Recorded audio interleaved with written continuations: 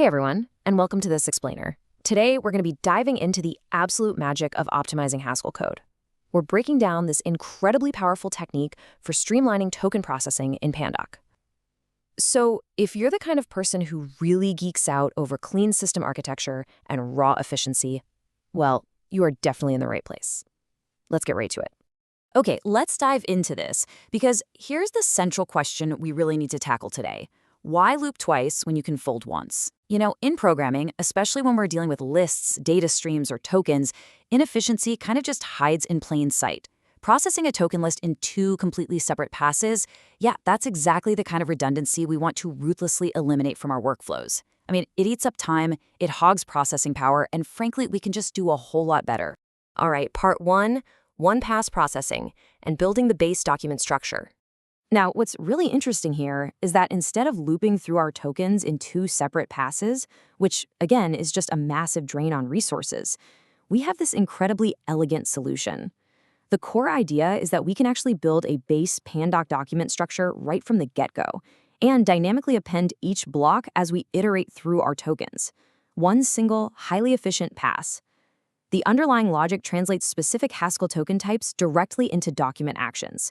For example, when the code hits a t-header token, boom, it instantly appends a header with the correct level and text. Hits a t-paragraph token, it seamlessly drops in the paragraph text. And for a t-meta token, it smartly extracts that metadata to set up the title and author. It's just a beautifully direct one-to-one mapping, and it's all happening simultaneously as the system reads the data. Okay, moving right along to unpacking the accumulator. And get ready because there's a bit of a design pattern twist here. So looking at that super clean token mapping structure we just walked through, you might be thinking to yourself, oh, I know exactly what design pattern this is. It looks super familiar, right? Kind of like a traditional visitor pattern. But wait, what is it actually? Let's clear this up. The source author initially mistook this exact setup for a visitor pattern, which, remember, holds inherent logic for handling individual types. It's actively out there making complex decisions. But in reality, the variable being used in the code, specifically the D variable, is actually just an accumulator. It's simply aggregating the data without holding any of that inherent handling logic itself. Think of it like a giant snowball rolling down a hill. It's just scooping up snow, getting bigger and bigger as it goes, rather than being some complex machine calculating exactly what to do with every single snowflake. To really cement this, the author explicitly noted, unlike a true visitor object, it doesn't hold any inherent logic for handling the individual token types. And honestly, that's a total game changer for how we analyze software patterns here. Recognizing that we're dealing with a simple accumulator pattern instead of a visitor pattern completely shifts our understanding of the data flow. It shows us that the logic is flatter, it's a lot simpler, and it relies entirely on the specific function that's pushing that accumulator forward. Which brings us to our next concept, the power of fold left prime. Let's zoom into the code a bit. And this brilliantly illustrates our next big question. If we have this simple accumulator gathering up our tokens into a single Pandoc document, what exactly is the engine powering that snowball? Well, it's foldl, pronounced fold left prime. It's a strict left fold function that processes our token list starting all the way from the left and moving right, aggregating every single item into one entity. Now notice that little tick mark at the end? That's the prime symbol. In Haskell, the prime symbol is a neat little convention denoting an updated, modified, or closely related version of an existing function. In this context, it flags the strict version of the standard lazy fold. So it's a tiny typographical addition, sure, but it has absolutely massive implications for how the code actually executes. Now let's talk about stopping memory space leaks, which is really our ultimate quest for efficiency here.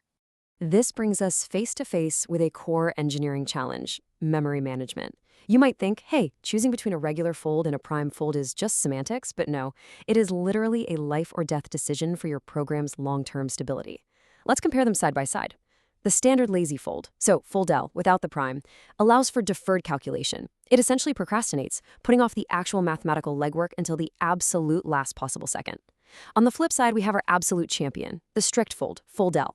The strict fold forces immediate evaluation of the accumulator at every single step. No waiting around. It computes right now, moves fast, and keeps the slate completely clean. So the crucial point is how this sequence plays out. Let's step through it carefully, because it's pretty fascinating. When you use lazy evaluation, those deferred calculations, they don't just magically vanish. Step 1. The calculations are put off during iteration. Step 2, those uncalculated operations start piling up in the background, creating these massive, bloated structures in memory. But step 3 is where the magic happens. Our strict foldl steps in to force immediate evaluation, resolving the operation right then and there at every step. And finally, step 4, because we force that immediate evaluation, memory space leaks are completely prevented. Actually, think about it this way. If the author had used the lazy fold here, all those deferred calculations would have piled up and inevitably caused a catastrophic memory leak down the line. The strict fold is basically the hero that stops the leak before it even has a chance to start. So, to pull all these technical concepts together into one simple takeaway, strict evaluation equals a safe, single-pass accumulator.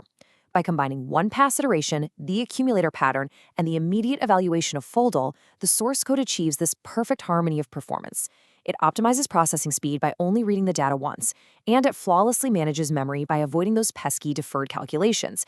Which brings us to a final, slightly provocative thought for you to take back to your own programming projects. Where are deferred calculations hiding in your codebase right now? Are you maybe inadvertently piling up invisible memory leaks by deferring evaluations that really truly should be strict? Take a hard look at your own lists, check out your own loops, and see if applying a strict accumulator might just completely revolutionize your system's efficiency. I really hope this explainer empowered you with some fresh knowledge today. Keep analyzing, keep optimizing, and I'll catch you next time.